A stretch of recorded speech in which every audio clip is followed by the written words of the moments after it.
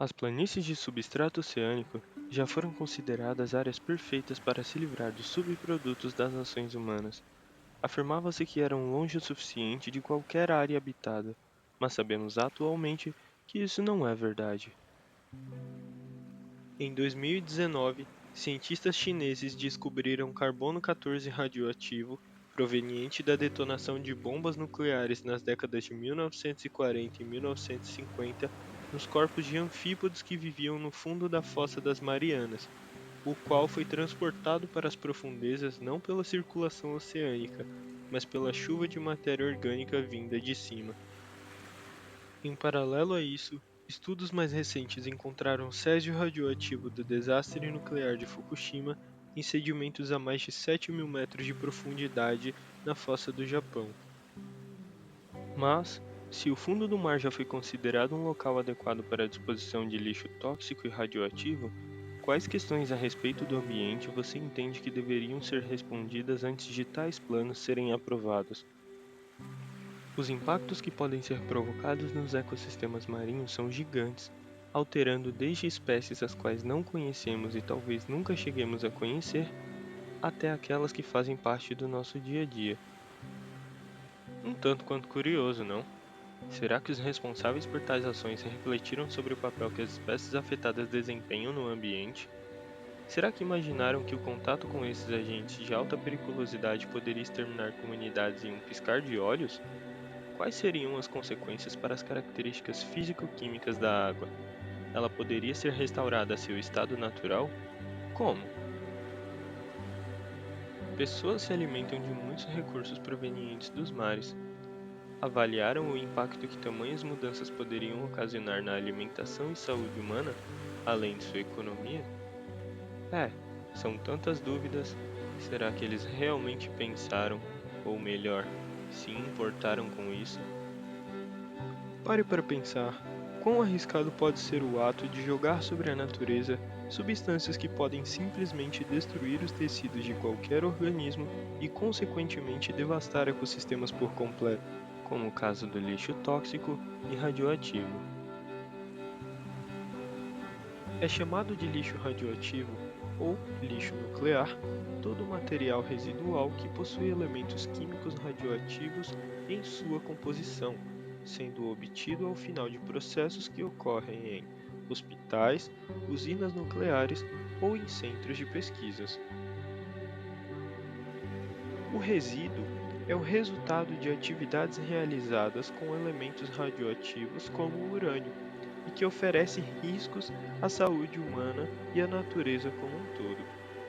Por conta do seu nível de perigo, o destino do lixo radioativo é regulado por organizações governamentais para garantir seu descarte correto. Mesmo em quantidades pequenas, a exposição ao lixo radioativo pode acarretar em muitos problemas, como o desenvolvimento de cânceres e até mesmo levando à morte. Todo tipo de lixo deve ser descartado corretamente, mas como visto, o radioativo, portanto, demanda de uma maior atenção e cuidado.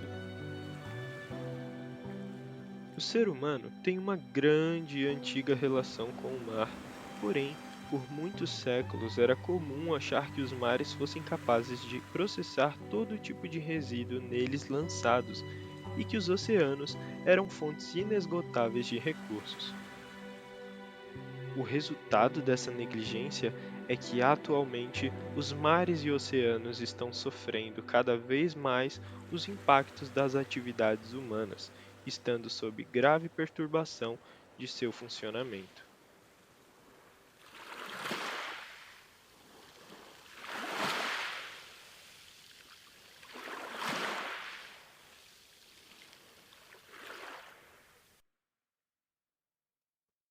9 anos após o acidente que contaminou a costa de Fukushima, restos de testes de bombas atômicas, lixo radioativo em barris avariados e até mesmo submarinos nucleares afundados continuam a poluir os mares. Quase 1,2 milhão de litros de água residual radioativa da usina nuclear de Fukushima deverão ser descartados no mar. Foi o que um comitê consultivo do governo japonês sugeriu 9 anos após o desastre nuclear na costa leste do Japão, em 11 de março de 2011. Desde então, essa água tem sido usada para resfriar os blocos destruídos do reator, a fim de evitar mais derretimentos. Os níveis de radiação do mar perto de Fukushima superaram em 1 milhão de vezes o limite de 100 becquerels. Até hoje, substâncias radioativas podem ser detectadas na costa japonesa e em outras partes do Pacífico, como na costa oeste dos Estados Unidos, em que elas podem ser medidas, mas em proporções muito pequenas e significativamente abaixo da quantidade nociva determinada pela Organização Mundial da Saúde, afirma Vincent Rossi, oceanógrafo do Instituto de Ciências Marinhas do Mediterrâneo da França. Em 1946, os Estados Unidos foram os primeiros a testar uma bomba atômica numa região marinha, o atol de Bikini, no Pacífico. Nas décadas posteriores, seguiu-se um total de mais de 250 testes nucleares em alto mar. Até o início dos anos 90, no entanto, o mar não foi usado somente como área de treinamento para uma guerra nuclear, mas também como um gigantesco depósito de lixo radioativo de usinas nucleares. De 1946 a 1993, mais de 200 mil toneladas de resíduos, em parte altamente radioativos, foram lançados nos oceanos, a maioria em barris metálicos, segundo relata a Agência Internacional de Energia Atômica, onde também foram afundados inúmeros submarinos, incluindo perigosas munições nucleares. O incidente do Mar de Qian refere-se a um evento controverso entre 1986 e 1988 envolvendo um navio encarregado de descartar resíduos perigosos da Filadélfia.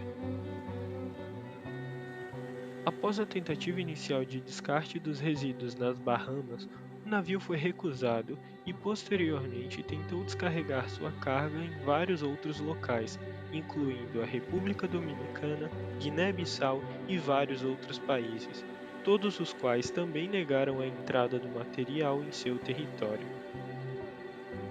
Eventualmente, depois de 14 meses navegando, a tripulação despejou de forma ilegal 3.700 toneladas de cinzas em uma praia no Haiti, alegando falsamente ao governo que se tratava de fertilizante. Os resíduos criaram uma tensão diplomática significativa e, embora vários países, incluindo os Estados Unidos, tenham enfrentado críticas por seus papéis, infelizmente o material perigoso permaneceu em grande parte desaparecido, com muitas toneladas supostamente perdidas no mar. O incidente Qianxi é um claro exemplo dos esforços industriais de um país para transferir os perigosos subprodutos de sua sociedade para nações menos industrializadas e mais pobres.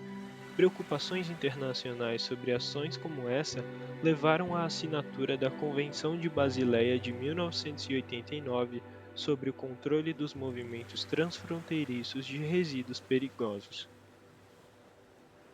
De forma similar, a Convenção para a Prevenção da Poluição Marinha por Despejo de Resíduos e Outras Matérias, de 1972, geralmente referida como a Convenção de Londres, foi uma das primeiras convenções globais destinadas a prevenir a poluição marítima por resíduos industriais e químicos, bem como previu uma ação internacional para controle da contaminação dos oceanos por despejo de resíduos ou substâncias lesivas à saúde humana.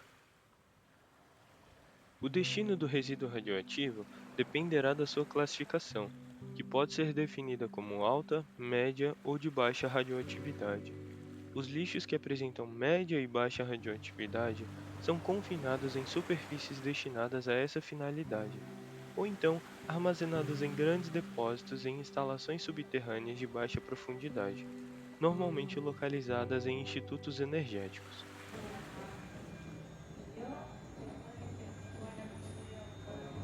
Já o lixo de alta periculosidade exige um sistema de gerência que garanta seu embalamento e confinamento durante longos períodos. Alguns materiais podem ter um tempo de vida radioativa de milhares de anos, embora este nível decaia com o passar do tempo. Para isso, o resíduo é armazenado em piscinas de resfriamento cercadas por uma espessa camada de aço, chumbo e concreto. No caso do descarte incorreto, ocorre um grande prejuízo no contato deste tipo de lixo com rios e mares, o que pode gerar a contaminação de água potável e na morte quase imediata de várias espécies marinhas.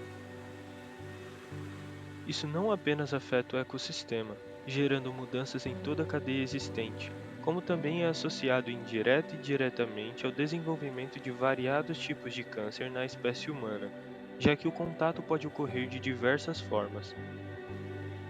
Infelizmente, os oceanos se tornaram o depósito de grande parte do lixo da humanidade. Entre a massa de plásticos, metais pesados, fertilizantes e pesticidas, milhares de toneladas de resíduos radioativos civis e militares se espalham pelo oceano. De acordo com Patrick Chardon, especialista nos efeitos da radioatividade no meio ambiente do Laboratório de Física do LPC, a energia nuclear gerou resíduos desde o início e o gerenciamento desses resíduos também se tornou um problema desde o início. Consideradas na época desprovidas de vida, as planícies oceânicas profundas pareciam um local de descarte adequado. Localizadas a centenas de quilômetros da costa, em profundidades de mais de 4.000 metros, elas estavam suficientemente distantes de qualquer área habitada.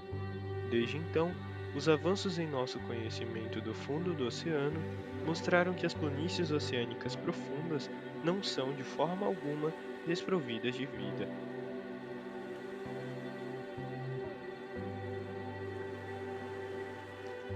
Preocupações com os efeitos dos resíduos radioativos no ecossistema motivaram dois estudos liderados pela França, programados para 2023 e 2024.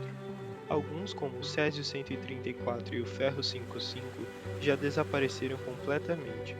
Outros, incluindo os isótopos de plutônio, têm vida útil que varia de algumas décadas a mais de 300 mil anos. O trítio, legalmente despejado em rios, apesar de sua baixa toxicidade, liga-se facilmente à matéria orgânica viva. Cerca de 40 oceanógrafos, ecologistas e radioquímicos participaram das missões de um mês de duração. Concentraremos nossas buscas em duas áreas com aproximadamente 6.000 km² de extensão e a cerca de 600 km da costa francesa, a partir da cidade de Nantes, no oeste da França, explica o cientista Scartin. As missões científicas ocorrerão em duas etapas. A primeira, que aconteceu entre 2023 e 2024, mapeou com precisão o fundo do mar em ambos os setores e localizou os barris, já que eles não tinham uma batimetria muito detalhada da zona, muito menos informações sobre a posição dos tonéis. Amostras da água circulante ajudaram a avaliar o nível geral de poluição na área. A segunda missão, prevista para um ano depois, analisará os radionuclídeos e seu impacto no ecossistema. Temos muitas perguntas sobre os radionuclídeos. Queremos saber se eles escaparam dos barris e em que forma. Eles se movem? Eles se espalharam pela coluna d'água? Eles são tóxicos para os organismos vivos? Questiona novamente o cientista Scartin. Alguns radionuclídeos podem ter se fixado a sedimentos presentes no fundo do mar, o que os impede de se deslocarem e limita o seu perigo. Avaliar sua biodisponibilidade também é crucial para entender se sua forma química pode levar à sua absorção por organismos vivos. Os cientistas também estudarão os níveis de radiação de fundo e distinguirão entre os resultados causados pelos barris submersos e aqueles originados de acidentes nucleares, testes e emissões autorizadas de resíduos líquidos de usinas nucleares. Nos anos que se seguiram à Primeira e à Segunda Guerras Mundiais, os governos britânico, americano, soviético, australiano e canadense consignaram centenas de milhares de toneladas de armas químicas obsoletas às profundezas de águas em todo o mundo, seja em barris individuais ou afundando navios inteiros carregados com gás mostarda e agentes nervosos, como o sarim.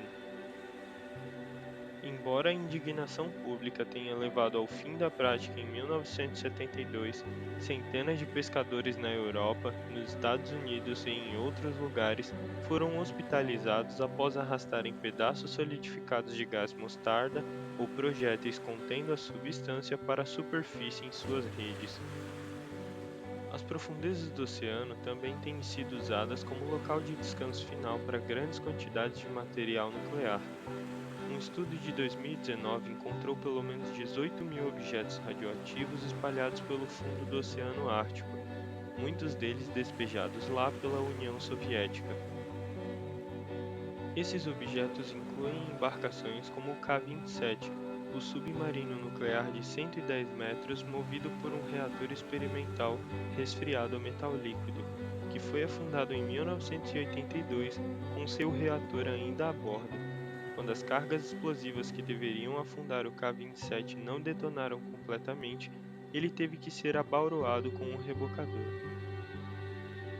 Também podemos mencionar os destroços do K-141 Kursk, que afundou no Mar de Barents em 2000 durante um exercício naval, matando todas as 118 pessoas a bordo e levando seu reator e combustível para o fundo do mar, além do submarino de ataque K-159, que afundou enquanto era rebocado perto de Murmansk em 2003, com 800 quilos de combustível de urânio irradiado a bordo.